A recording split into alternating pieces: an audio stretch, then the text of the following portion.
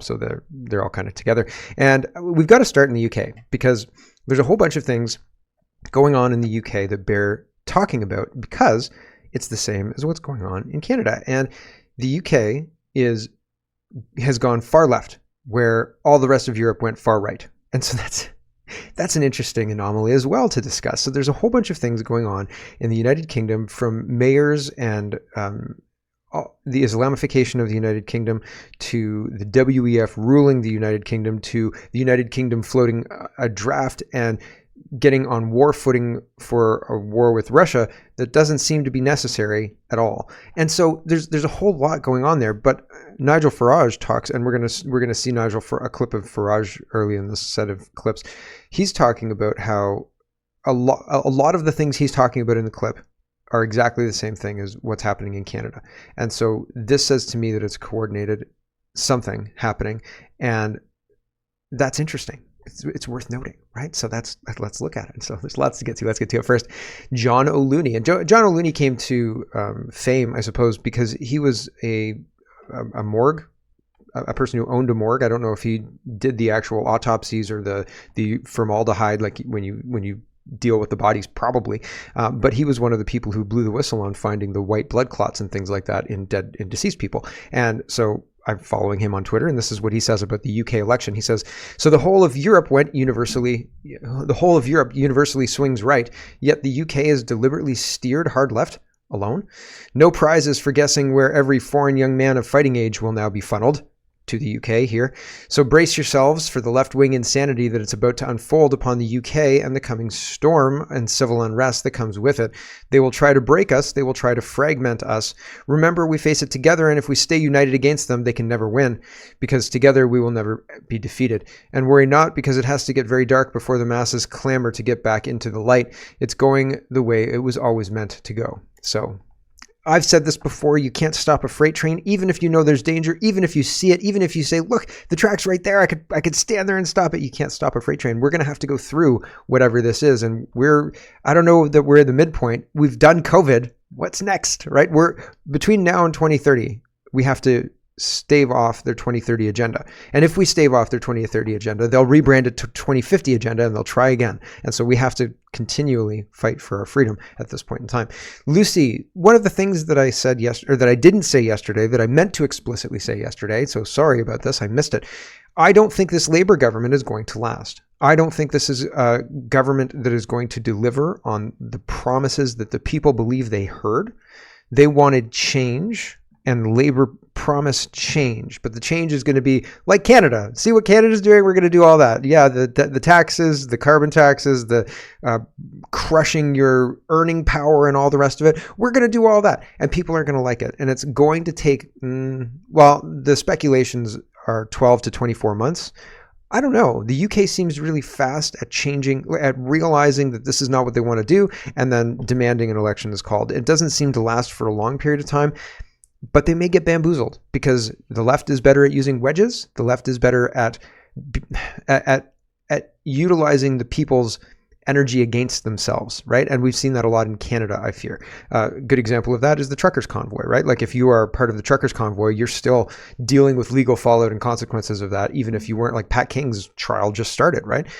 But if you're one of the leaders of the pro-Palestinian protests and you're going into malls and you're tearing down statues for Black Lives Matter and you're putting on flaming debris on railroad tracks, you're not getting arrested, right? Like you don't have to deal with court dates and things like that. You can go out and protest the next day, right? You see the difference? And so that's very interesting to me. I don't think they're going to last. I think people are going to be upset. I think that the powers that be in the UK may have to change the leadership faster, but they don't have other stand-ins, and it looks like reform. Well, maybe reform. Maybe Farage is the next stand-in, but it seems like his rhetoric is we're going to stop this madness, and it seems like he's on track to increase his party's seats, but maybe not. Lucy says UK Labour will soon pass by 2029. Reform UK will destroy it. Maybe.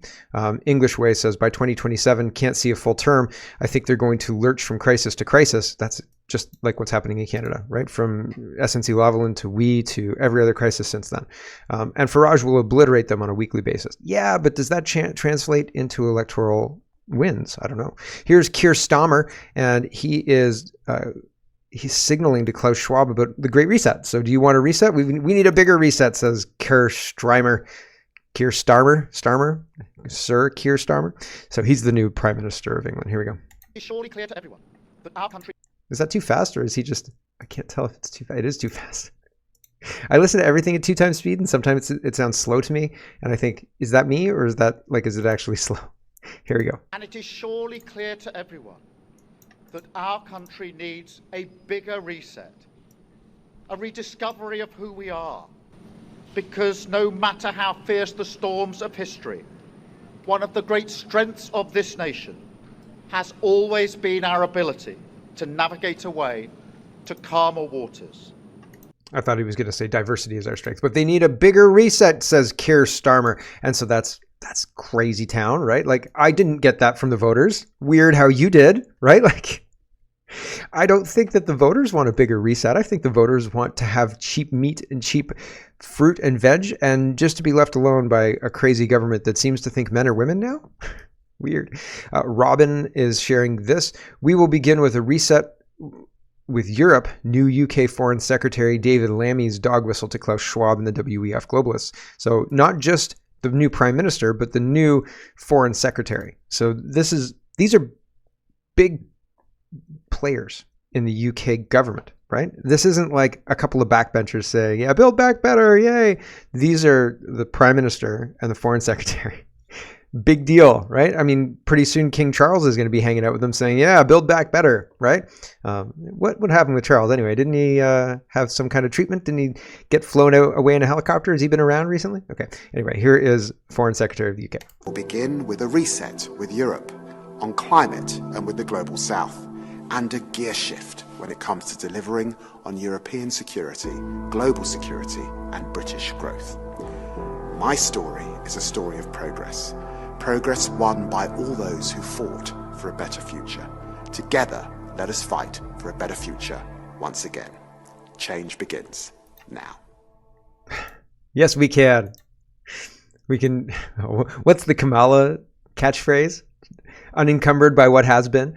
Justin Trudeau says, had my first of many calls with Prime Minister Starmer this afternoon. We're aligned on so much. Yikes. From the need for more progressive politics to defending democracy at home and abroad, we're going to get a lot done together. Okay, so UK's out. No trips to the UK for Mark for now. Yowza. Ryan is sharing this. Nigel Farage may be talking about Canada. Amazing how exactly the same issues are facing every Western nation. So Nigel Farage, 36 seconds. And if you close your eyes and imagine that he's standing in Toronto, he could be talking about Toronto. Here we go. Now, it is so totally out of control. Just think about this. 2.5 million people have come in the last 2 years. You wonder why you can't get a house. You wonder why your rents have gone up 25% in 4 years. You wonder why our infrastructure is struggling. You wonder why we have to build a new house every 2 minutes just to cope with the numbers. And that's the issue. It's now running at numbers that are literally unimaginable and are diminishing the quality of life of everybody in this country. And frankly, this should be the biggest issue of this election. Question. It should be. It should be the biggest. We should stop the invasion because it's an ongoing invasion, and we should remove the people who are enabling it. And anybody who's calling for more progressive politics are people who are enabling this invasion. Here is Mark Carney, and this is a telegraph.co.uk article from March, and talking about how the Labour Party hires Mark Carney to help unlock billions for spending plans. Mark Carney also advises Justin Trudeau. I don't know that Mark Carney advises Chrystia Freeland, because Chrystia Freeland doesn't seem to be doing anything anybody who has any idea about economics would do. So she's also trying to implement the Klaus Schwab stakeholder capitalism, which is different than shareholder capitalism, which is the system that we believe we're operating in right now. But Chrystia Freeland has switched things over, and that's why there's a bump, right? That's why people are upset, because things aren't working the way they're expected to. And this whole stakeholder capitalism is communism. So it's not good, and nobody wants it. And it's being forced on us by the government, and they're not telling us, but they're saying, if you have a problem with this, you're racist. You are the problem, actually. There's no problem with the system. You're the problem. And that's a problem. It's a big problem. And Mark Carney, he's right in there like a dirty shirt with all the rest of them trying to implement this ongoing problem. Andrew Haynes highlights this. Mark Carney says, congratulations to Keir Starmer and the UK Labour Party on winning this historic mandate for change in the United Kingdom. Right. They wanted more immigrants. Obviously, right? We're not building enough houses as it is. Rent is increasing now, but the only solution is raise taxes and increase immigration. That's a trope. I keep saying it on Twitter, and I think it's funny because it's the only solution that left-wing parties are offering. That's the only thing. Any problem, like the garbage isn't being picked up on time. Okay, well, obviously the solution is raise taxes and increase immigration. That's what they do on everything. You're like, there's potholes, raise taxes and increase immigration. Maybe those potholes will take care of themselves. Like, what is happening? You people are crazy. And they are, and they know it. Andrew is responding to this. He says, Canadians, be aware that Mark Carney is a formal advisor to the UK Labour Party and incoming Chancellor of the Exchequer, Finance Minister Rachel Reeves. So he's advising them. They hired him in March. Okay, here's the article. And so, yeah, the UK is very much aligned with Canada on what they're going to do. How do you think that's going to go? Like, it's not going to go well. Watch what UK's new Labour government does for an idea of what Carney would seek to do if he ever became Liberal leader in Canada. Yes, well, they're going to do it anyway. Like, all of those policies are in play in Canada currently. England's just catching up. They have non-criminal hate incidents. Canada just got those. Like, we're in lockstep. That's what's happening. Republicans against Trump says UK's new foreign secretary, the guy who was talking about we need a broader reset in Europe, he called Trump a neo-Nazi sympathizing sociopath. So, wow, right? That's pretty wild. And the Labour Party in like one day, according to this guy, have restored a little heaven of peace and stability. How have they done that in one day? This political commentator is being paid the big bucks to say whatever whoever's paying him to say it wants. And that's pretty wild. So here, I'll just play it because I think it's pretty funny. Here we go. Well, a couple of sources of optimism, because I completely agree with the questionnaire. We have to be optimistic looking forward. I think just having a stable government that will be there for 5, maybe 10 years, who knows, but with sort of ordinary, down-to-earth, serious people talking like the rest of us in charge of the government, and a plan that doesn't shift very much for investment, is going to mean a wall of money coming into this country from around the world. You look at the chaos going on in the continent, particularly in France. You look at the chaos likely ahead in the United States. And suddenly, for once, for the first time in many of our lives, actually Britain looks like a little haven of peace and stability. And that in itself is going to draw money into this country. But I think on taxes, the truth is they are going to raise taxes. They're going to raise inheritance taxes and capital gains taxes, just like in Canada. Tax. They're going to raise value-added tax, not value-added tax, I beg your pardon. You're going to raise council taxes, I think. You're going to raise wealth taxes of different kinds, capital gains tax in particular, because that investment is a slow process. And we're going to get it. And you'll barely feel it. It'll just be like a breeze flowing through your bank account, right? Who am I kidding? That $3 a month nearly killed me. The whole thing is great. They're using the same exact plan as the Liberals in Canada. And they're, at this point, it seems like they're going to get away with it, right? Like, I don't see, is Pierre Poilievre going to remove the capital gains tax? Is he going to remove it down to being competitive to 36%? Maybe. But it seems like we're in a situation where if the citizen has extra money, that is now a vector. You are buying untaxed water, citizen?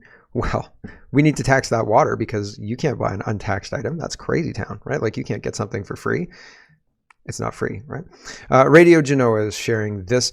Now, I had a bunch of different clips looking at new mayors of different places, but I found out the election for mayor was a while ago, and the guy in the clip was not the guy who the newspaper article said was mayor. So I scrubbed them from the show because, I don't want to spread misinformation, and I couldn't verify it. But it was interesting what was going on in the clips.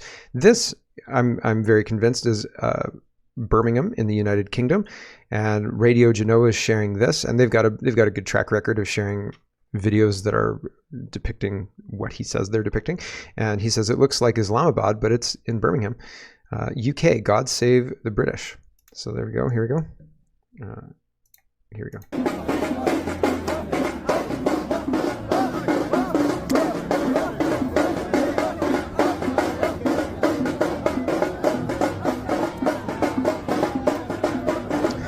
There's guys dancing with knives and stuff, and they're definitely not like your OG Brits, right? So it's a little suspect. The whole thing is very, very suspect. And politicians who are enabling this, and in fact saying it's good for the country and good for the economy and good for everybody, those people are the problem. I think it's definitely part of the problem. Moving on just a little bit, we've got a grab bag of governance, and this election series I'm excited about. It should be lots of fun, but we'll do this first. First, I think it's really, really strange. We've got Chinese traitors in the government, at least 11 of them. People are upset. We've had 2 inquiries, special rapporteurs, all sorts of different people looking into this, and absolutely nothing has happened. And Justin Trudeau is wanting to turn the page on all of this and just move on like nothing's happening. Everything's fine. Politics as usual.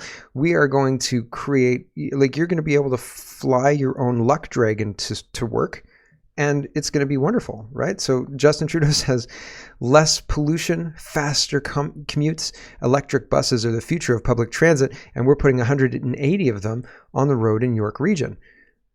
Have you seen like fires on electric vehicles? Like, hope that your bus doesn't go up in flames while you're on the back part, and like hope you can get out if it does, right? Like, make sure you can kick out the window to escape the bus quickly if the electric bus starts on flames for whatever reason, because these electric batteries are large and they just do burst into flames now and then, right? But I think that it's really, really strange that Justin Trudeau is putting this stuff out when in reality, people are wanting him to move on, wanting him to take his walk in the snow, if you will, because people are concerned that there are traitors active in our government and that the government's not taking it seriously enough, which of course they aren't, right? Of course they aren't. This would have, I mean, the Chinese traitors in the government would have brought down the government already. Saijan's most recent scandal, that would have also brought down the government, and nothing.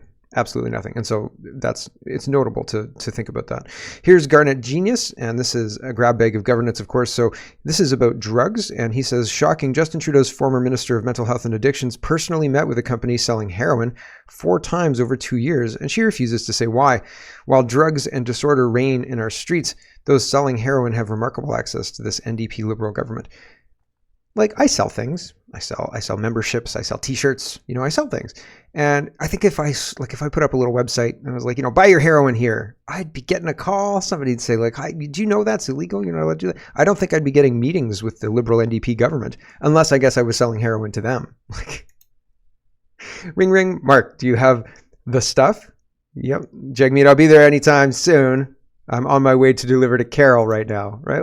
Like, is that the kind of meeting that we're talking about, Carol? Or is it like a more professional, above board kind of meeting? It seems very odd. It seems very strange indeed. The Toronto Sun is reporting Liberal MP Anthony Housefather named to new anti-Semitism advisor role. Now, I will say again, I think the current pro-Palestinian protests are the same as the Black Lives Matter protests. They're sanctioned protests that the government looks the other way and does not allow police to engage with in a way that police could engage with to stop it. And so those protests are being used to destabilize our country at the behest of and sanctioned by the government. And I think that the Israel claiming victimhood over everything is the other side of that same coin. And so the government leaning into that through Islamophobia advisors, anti-Semitism advisors, that was, what's her name? Ilga Wabi or whatever her name is, and the anti-Semitism advisor, I can't remember her name, but she exists too, and those two fight sometimes, which is, predictable.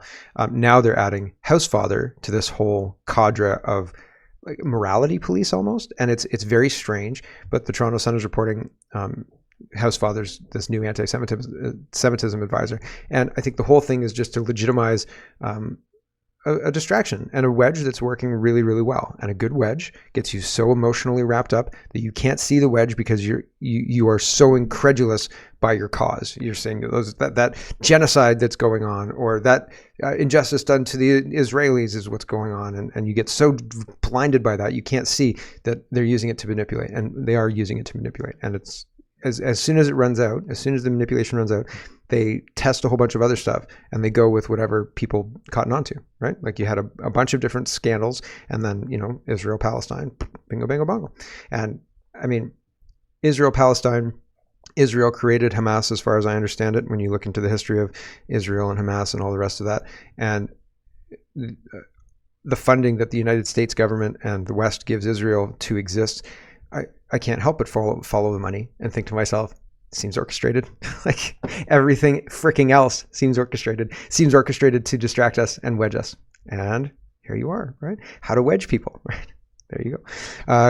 Gov.exe says, Mark Garrettson insults Canadians by saying that we're too dumb to realize carbon taxes were making life more expensive until someone, Pierre Poilievre, told us. And that's interesting, right?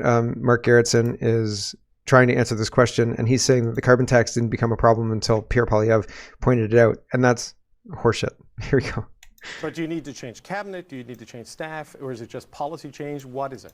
I think it's more along the lines of our communication and a policy. You brought up the carbon tax earlier, and Ken McDonald's point on that.